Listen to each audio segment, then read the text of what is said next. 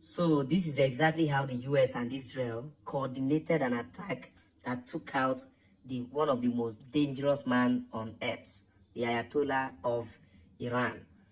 Watch and see why every president of every country today, both China and Russia, should be very much afraid of the US. Just watch. How did the CIA and Mossad manage to track down the Iranian Supreme Leader's secret compound? It all started around 8 in the morning. CIA tracked some high-level Iranian leaders at this building right in the heart of Tehran. U.S. intelligence shared a critical tip with their Israeli counterparts. For months, they've been quietly hacking into Iranian communication channels using Space Force low-orbit satellites. But pulling off a strike isn't that simple. In the first wave, they had to neutralize a larger number of Iran's anti-air defense systems. This critical step cleared the airspace for a massive strike force of around 200 Israeli jets. But this area is highly fortified, so how do you destroy a deeply buried target like this? Well, they use bunker busters. Their delayed fuses punch through deep concrete before detonating.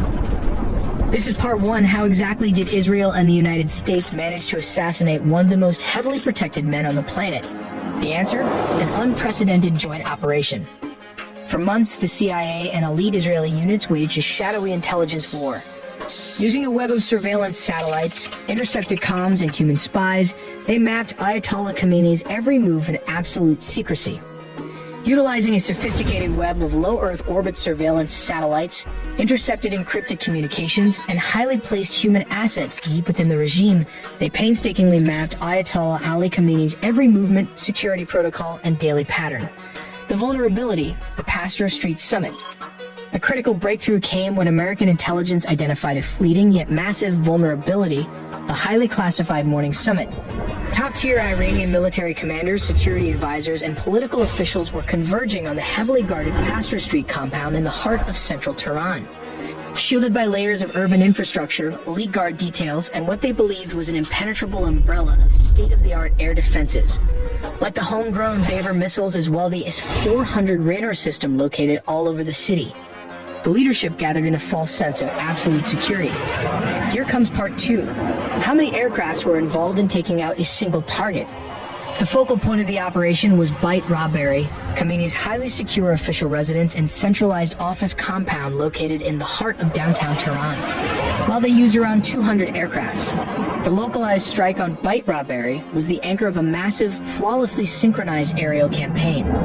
Flew all the way from Israel with flying oil tankers, the largest military flyover in its history. The Israeli Air Force deployed an armada of approximately 200 fighter jets equipped with GPS bunker buster bombs.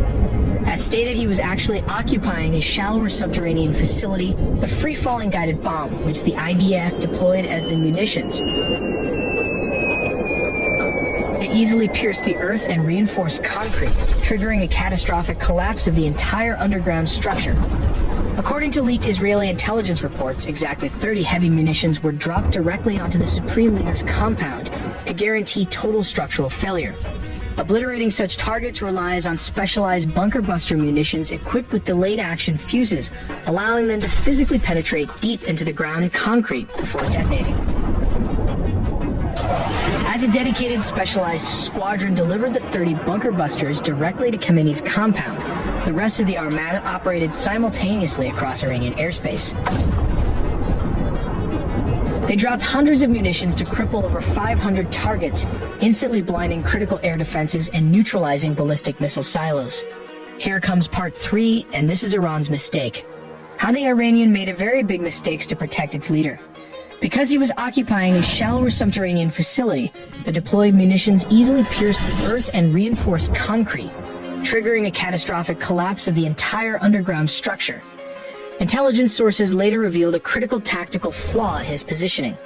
He was not sheltering in one of the compound's two deepest maximum security bunkers facilities that would have required the heaviest, highly specialized U.S. ordnance to crack. If he had switched places, he would have been at least safe. And here is part four, how many were exactly killed.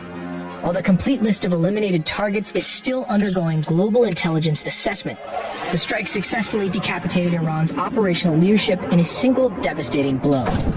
Killed alongside Khamenei were top-tier military figures, most notably Major General Mohammad Pakpour, the head of Iran's Revolutionary Guard, and top national security advisor Ali Shamkhani. Tragically, the blast also claimed the lives of several of Khamenei's family members who were present.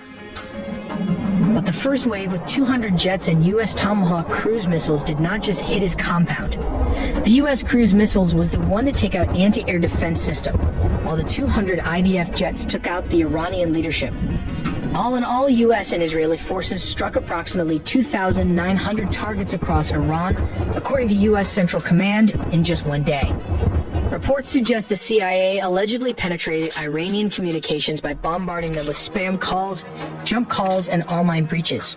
This data doesn't just result in spam and scam attempts.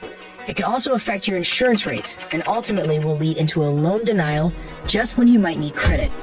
Incogni helps protect your privacy by regularly scanning and preventing data brokers from re-uploading your information. You'll also get a clear, real-time dashboard to track the status of your data.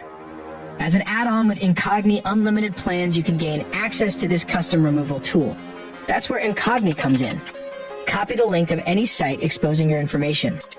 Go to the custom removals tool, paste the link, and click submit. That's it. Then wait about 30 to 45 days, and just like that, your data is removed. So take your personal data back with Incogni. Use code AITELLY with the link below incogni.com/AITELLY and get 60% off on an annual plan. But what weapon was used to penetrate layers of concrete? Well, they have this bunker buster bomb. It has a laser sensor at the front, and just behind that are adjustable fins. In the midsection, there is a warhead that weighs approximately 650 pounds containing tritonal explosive. This is a mixture of 80% TNT and 20% aluminum powder. Finally, we have the retractable fins at the rear.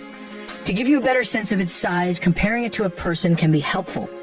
The casing has a length of approximately 19 feet long, which translates to around 5 meters. This section is made of an artillery barrel, which is very strong, and has a diameter of 14.5 inches, which translates to around 37 centimeters, making it relatively narrow. They intentionally made the smaller cross-sectional area. This means the bomb displaces less material, whether earth or concrete, as it penetrates layers of reinforced bunkers or building, thus allowing it to travel further to almost 100 meters. At first glance, it appears to be an ordinary 6-story residential building, complete with a solar-paneled roof.